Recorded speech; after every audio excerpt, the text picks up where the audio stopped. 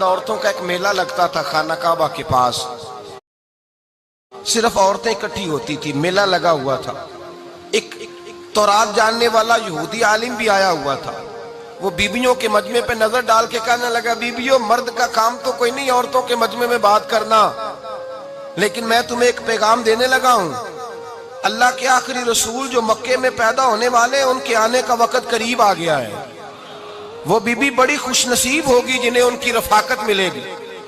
عورتوں نے جب دیکھا کہ مرد آ گیا عورتوں کے میلے میں تو انہوں نے ڈانٹا جھڑکا، کہا چل اٹھا اپنی کتابیں اور نکل جا۔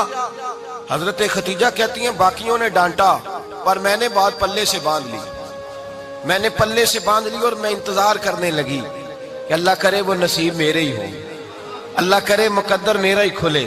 آپ فرماتی میں تسبیح پڑھتی، درود پڑھتی، میں اس زمانے میں جو اللہ کا ذکر جس طرح ہوتا تھا وہ میں شروع کرتی، اور جب فارغ ہوتی تو میں التجا کرتی کہ اللہ میرے نصیبیں کھول دے۔ کہتی ہیں آہستہ آہستہ آہستہ آہستہ میں حضور کی تعریف سننے لگی، آہستہ آہستہ تعریف سننے لگی۔ نبی پاک صادق ہیں، امین ہیں، سچے ہیں، دیانتدار ہیں، اس برے اور میلے معاشرے میں بھی وہ سب سے اعلیٰ بھی ہیں اور سب سے اجلے بھی ہیں، وہ سب سے پاکیزہ ہیں۔ میں سننے لگی تعارف، آہستہ آہستہ میں ان کی گرویدہ ہونے لگی۔ ادھر نبی پاک صلی اللہ علیہ وسلم اپنے چچا جناب ابو طالب کے پاس رہتے تھے، قحط آ گیا، حالات بگڑ گئے۔ حضور سید عالم صلی اللہ تعالی علیہ وسلم سے چچا کہنے لگے بیٹے اگر مال تجارت لے کے شام جاؤ تو بڑا نفع کماؤ گے، ہمیں ضرورت بھی ہے، اور اگر ہو سکے تو ختیجہ کا مال لے کے جاؤ۔ نبی پاک نے کہا چچا میں نہیں کہوں گا کسی سے جا کے، میں نہیں کہتا کسی سے جا کے، جو میرے نصیب میں ہوگا میرا رب خود عطا فرمائے گا، میں نہیں کہوں گا۔ مصطفیٰ نے تو نہیں کہا۔ حضرت خدیجہ رضی اللہ تعالیٰ عنہ کہتی ہیں میں نے خود اپنی خادمہ کو بھیجا، میں نے کہا جا کے پوچھو تو صحیح کہ میرا مال قبول ہوتا بھی ہے کہ نہیں، پوچھو۔ نبی پاک صلی اللہ علیہ وسلم سے پوچھا، حضرت خدیجہ کی خواہش ہے کہ آپ مال لے کے جائیں، حضور نے قبول کر لیا۔ جناب خدیجہ الکبریٰ رضی اللہ تعالیٰ عنہ کے غلام تھے، میسرہ ان کا نام تھا، جناب خدیجہ نے ان کو ساتھ بھیجا، فرمایا تین باتیں ارشاد فرمائی۔ ایک تو فرمایا سارا رستہ غور سے دیکھنا میرے نبی کے ساتھ کیا معاملات درپیش ہوتے ہیں، ابھی اعلان نبوت نہیں کیا، فرمایا ذرا غور کرنا، میرے مصطفیٰ کا مطالعہ کرنا اور مجھے واپس آ کے سبق سنانا، وہ جو تم نے چہرہ بددعا کی تلاوت کی ہو ذرا مجھے واپس آ کے سنانا۔ جنہاں نے دل بر جانی ڈٹھا ہو اکھیاں ہی تک لیاں، تو ملے ہوں تے ساجن ملیا ہوں ناسا لگ پئیاں، ذرا جا کے نا تلاوت کرنا اور مجھے دکھ۔ اور دوسرا فرمایا تم میرے غلام ہو تو مصطفیٰ کے بھی غلام بن کے رہنا، میں سنتی ہوں کہ کردار کے، افکار کے، نظریات کے، عظمت کے بلند و بالا، وہ جیسے کہیں ویسے کرنا۔ اور تیسری حضرت خدیجہ نے نصیحت فرمائی، فرمایا محمد ابن عبداللہ صلی اللہ علیہ وسلم کی رائے سے اختلاف نہ کرنا، یہ چلتے ہوئے معاہدہ کیا، جو وہ کہہ دے سو کر جانا۔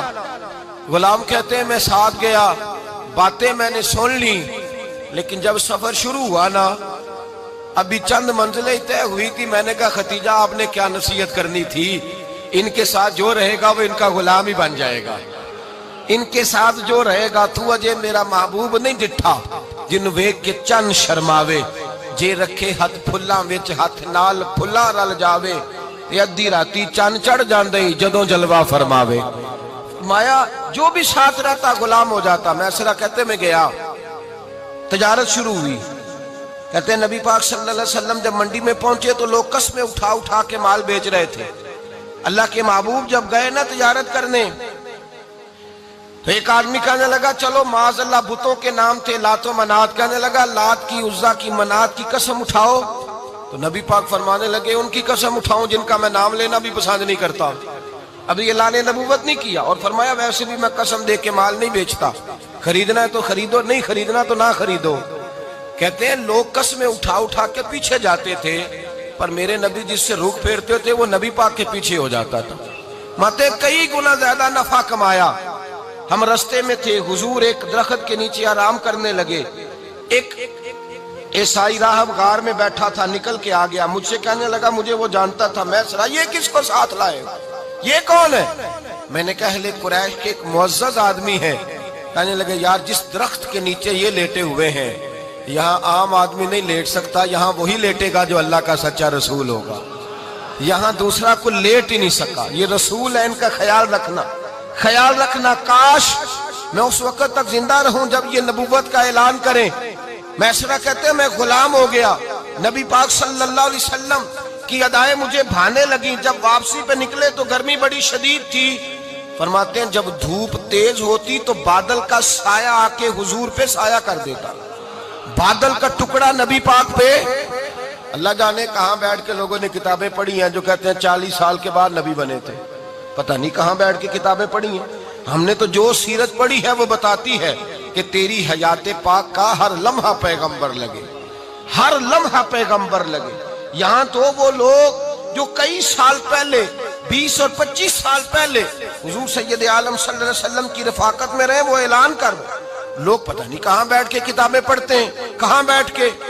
میرے نبی پاک سے صحابہ نے پوچھا حضور آپ کب نبی تھے؟ فرمایا ابھی آدم کی مٹی گوندی جا رہی تھی، ابھی آدم کی مٹی گوندی جا رہی تھی، میں تب بھی اللہ کا رسول تھا. میرے بھائی نبی رحمت سید عالم صلی اللہ علیہ وسلم کے غلام حضرت خدیجہ کے غلام کہتے ہیں واپس آیا. اور پہلے بھی کئی دفعہ حضرت خدیجہ کا مال گیا تھا، بڑے نفع آئے تھے، پر جو نفع اس سال آیا وہ پہلے کبھی نہیں آیا تھا. کہتے ہیں مجھ سے حضرت خدیجہ کی سہیلی بھی بیٹھی تھی، میں بھی آ گیا. اور جناب خدیجہ کی سہیلی کہنے لگی چل مال کے بارے میں کچھ بتا، کتنا بکا؟ میں نے کہا مال چھوڑو، مصطفیٰ کی سنو. اور پھر کہتی چلو ٹھیک ہے، بادل سایہ کرتا تھا، چلو ٹھیک ہے. تم سے راہب نے پوچھا تھا یہ صحیح ہے، انہوں نے تیری سارے رستے بڑی خدمت کی، تیرا بڑا خیال رکھا، پر یہ بھی بتا تجارت کیسے ہوئی؟ تو میسرہ کہنے لگا زندگی میں نے بھی ساری گزار دی ہے، پر اس رسول کے ساتھ 4 دن ہی گزارے ہیں. حد ہو گئی مجھ سے، اور کچھ نہ پوچھو، اور کچھ نہ پوچھو. آ میرے دل آمنہ کے لال کی باتیں کریں، اور کچھ نہ پوچھو، بس ذکر ان کا چھیڑیے ہر بات پر، اور چھیڑنا شیطان کا عادت کیجئے. بس مجھے حضور کے تذکرے بیان کرنے ہیں، ذکر مصطفیٰ کرنا ہے. حضرت خدیجہ الکبریٰ بڑی متاثر ہوئی. کہتی ہیں مجھے درجنوں لوگوں نے پیغام نکاح دیا تھا پر میں نے سنی نہیں تھی. میں نے نفیسہ کے ہاتھ پیغام بھیجا. میں نے کہا میری عمر 40 سال ہے، ان کی 25 سال ہے، اور میرا اعمال اور طرح کا ہے. وہ شہنشاہ ہے، جا کے پوچھو تو صحیح، بھلا میں قبول ہوتی ہوں؟ پوچھو. نفیسہ کہتی ہیں میں آئی تو وہ خاتون جن کے لیے لوگ بڑے بڑے قریش پیغام دیتے تھے، پیغام لے کے آئی. تو رسول پاک نے عجیب رنگ بیان کیا اپنی سیرت کا. جب میں پہنچی میں نے کہا خدیجہ نکاح کرنا چاہتی ہیں؟ نفیسہ کہتی ہے میرا خیال تھا کہ کوئی اور ہوتا تو کرسی سے اٹھ کھڑا ہوگا، فوراً کہے گا اچھا جلدی کرو بات کرو. جب میں نے آ کے کہا نا حضور خدیجہ نکاح کرنا چاہتی ہے تو نبی پاک نے میری طرف دیکھا. عرب کے اندر سال کے بعد عورتوں کا ایک میلہ لگتا تھا خانہ کعبہ کے پاس، صرف عورتیں